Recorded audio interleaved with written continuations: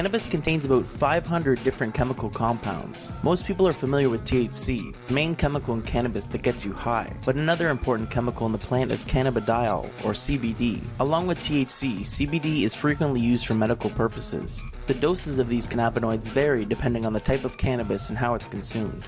Many people assume that all cannabis is the same, but like wine and hard liquor, the sheer number of options, especially in a legal market, can be overwhelming. Despite the countless strains, all cannabis can be categorized into three main species: sativa, indica, and ruderalis. Many familiar with the plant have heard of cannabis sativa, known for its energetic, stimulating head highs, and cannabis indica, known for its relaxing body highs. But there are also hybrids, which are typically part sativa and part indica. Hybrids are common and offer a body-head high combination that varies depending on the particular strain. Finally, cannabis ruderalis isn't discussed, grown, or consumed nearly as often as the other varieties because ruderalis plants don't get very large and their flowers contain low levels of THC. Each of these cannabis species comes in a plethora of strains with their own effects, tastes, smells, and levels of THC and CBD. Once the type of cannabis is chosen, it can be consumed and prepared in several different ways. You can smoke it, you can eat it in an extract of food, you can inhale it with a vapor pen, or consume it in an oil form. Smoking the plant is the most common method of consumption because it's easy and inexpensive. Additionally, pot's effects are almost instantaneous when smoked, and it's obvious when you've had enough. Vaporized cannabis has the same rapid onset and ease of titration while removing possible negative effects of smoking in people with respiratory problems. Another common method of consuming cannabis is oil, which can be eaten, put into capsules, vaporized, or smoked. Oil is typically used for medical purposes or by cannabis enthusiasts seeking a better high. A less common way to use cannabis is topically with cream or ointment. These methods don't cause any psychoactive effects, but work to treat some medical conditions. Finally, eating cannabis is becoming increasingly popular, especially with Colorado and Washington states legalizing the plant. Edible cannabis products like cakes and candies are controversial, however, as it's easy to eat too much and have an unpleasant experience, especially as a novice cannabis user. This is because it can take 30 to 120 minutes for any noticeable effects to occur. Furthermore, cannabis edibles tend to cause a stronger and longer lasting high than smoking.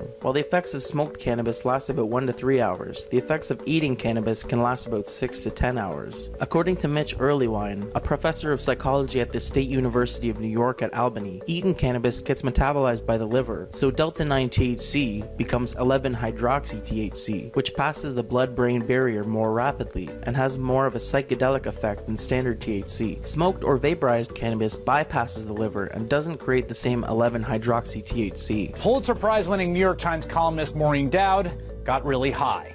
She was doing some research in Denver after Colorado's legalization of marijuana, and Dowd had a really bad trip, like super bad.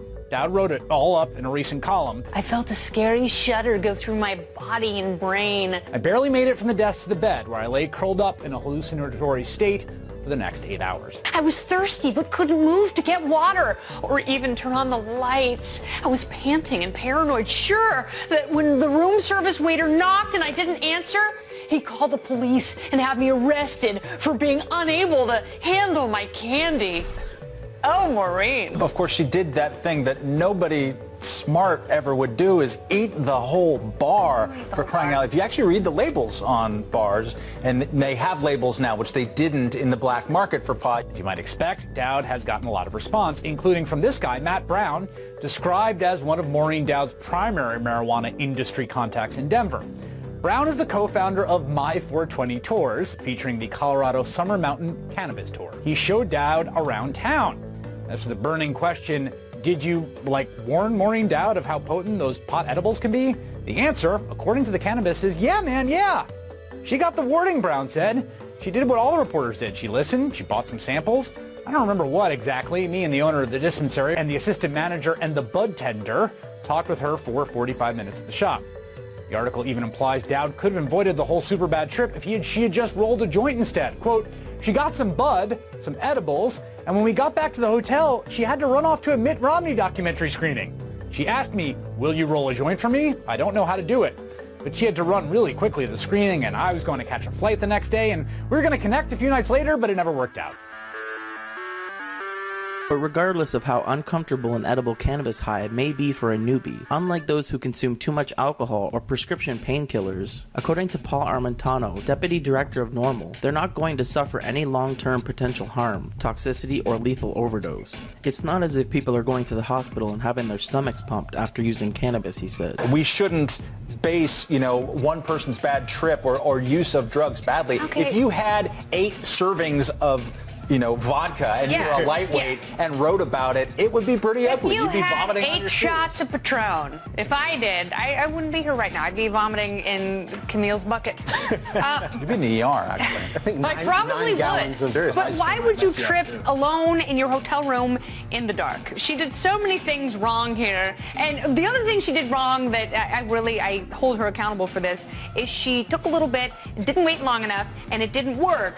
So she took some more and then ate the whole candy bar. That's classic. That is the dumb Olympics, and she gets a gold medal. That's what you do when you're 19, or in her case, 75. 50. It's worth highlighting that the incentives for the people who are selling these edibles are pretty clear. They don't want to make you sick. They want you to have a pleasurable experience when you buy their products, so you'll come back and get more.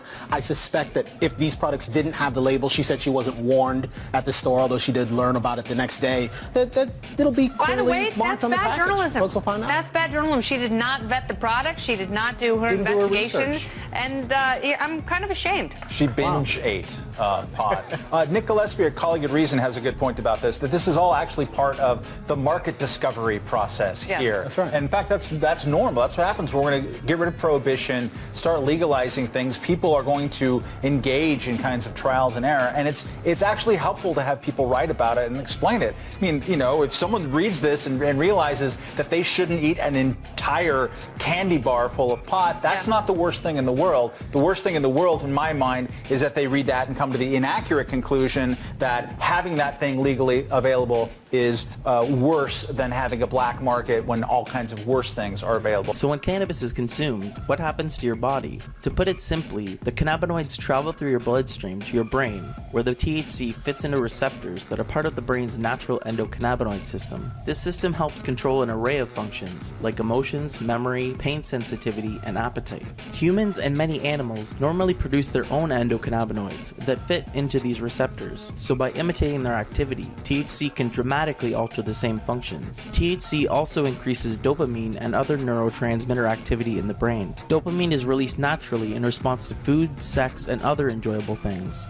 Cannabis affects everyone differently, and highs can vary greatly depending on tolerance, dosage, method of consumption, strain used, state of mind, and environment. It's also important to keep in mind that while cannabis may alter users in profound ways, the effects are temporary. Commonly, short-term cannabis effects include euphoria, relaxation, altered perception, feelings of well-being, an increased appreciation for music and other arts, introspection, dry mouth, and increased senses, appetite, creativity, and libido.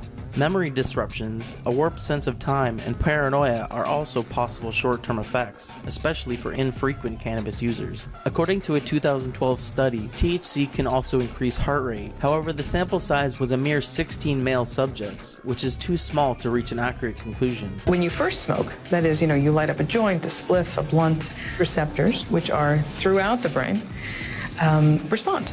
And these areas of the brain are responsible for things like pleasure, memory, learning, sensation, sense of time and space, coordination, movement, appetite, and other drives, shall we say. So it's sort of an all-over impact, right? So reward, pleasure, hunger, you have this overall feeling of well-being, they say. That all sounds pretty good. Other scientific studies have been done on the acute effects of cannabis. Like studies about the long-term effects of weed, potential harm is the focus of most of these studies. For example, a 2013 study found that all cannabis doses caused time over and underestimation in novice users. Conversely, the researchers concluded heavy users do not experience these negative temporal effects. Furthermore, infrequent cannabis users often experience disruptions in memory and spatial navigation, a result of the high number of cannabinoid receptors in the hippocampus and prefrontal cortex of the brain. Columbia University neuroscientist Carl Hart researched subjects in his lab smoke marijuana and then take a variety of cognitive tests. The effects will be disruption in memory, disruptions in inhibitory control. They will become slower at cognitive functioning, a wide range of things. These effects are temporary, but they're pretty pronounced and they are clear. And it's slowly becoming clear to scientists what part of the brain is most affected. It's the prefrontal cortex. It's very important for planning, thinking, coordinating your behaviors. There are tons of marijuana receptors in this region. And we think that marijuana, particularly in the novice, can disrupt all of those behaviors. An impairment that Hart cautions could be dangerous, especially when driving. Look at this experiment done by CNN affiliate KIRO in Washington State. Subjects smoked marijuana and then drove. One was a daily medical marijuana smoker, and another, an infrequent weekend smoker. Relaxed and buzzed. The more the novice user smoked, the more trouble behind the wheel. Watch yourself, watch yourself. But interestingly, the habitual smoker didn't have as much trouble. I wouldn't pull her off the road, no. No, not yet. And that's something I witnessed firsthand driving around with 19-year-old Chaz Moore.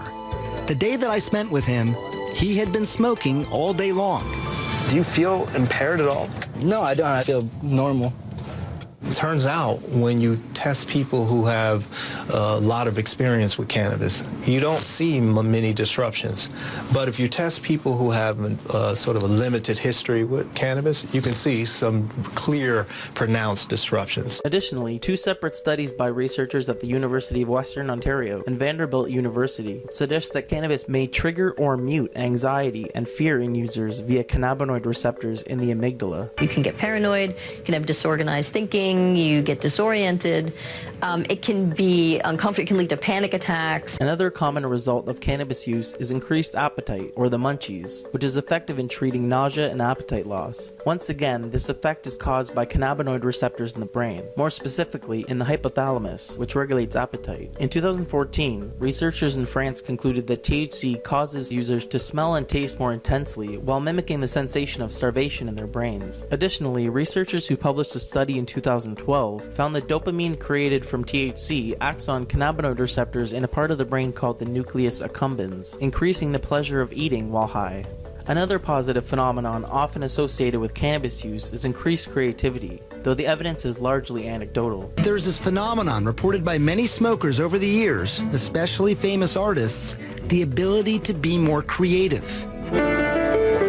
When you feel that high, there's sort of a release of dopamine, and your brain sort of has the ability now to perceive things slightly differently from the way you might have if you hadn't been smoking pot.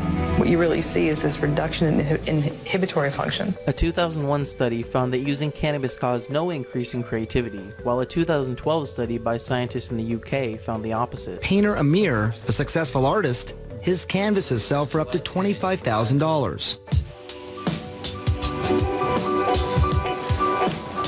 It's my favorite way to work. Using marijuana. Yeah. He's been painting for 14 years, smoking for even longer. He says it makes him feel more relaxed, but most importantly for him, he says it makes him less critical of his own work. Stop worrying so much about this and that, and just sort of looking and being as present as possible. Once again, cannabis's effects vary depending on many factors, and novice users should pay careful attention to dosage, especially when eating cannabis. Smoking or vaporizing weed is a better method of consumption for a first-timer. It's also important to remember that any unpleasant effects from too much cannabis are temporary.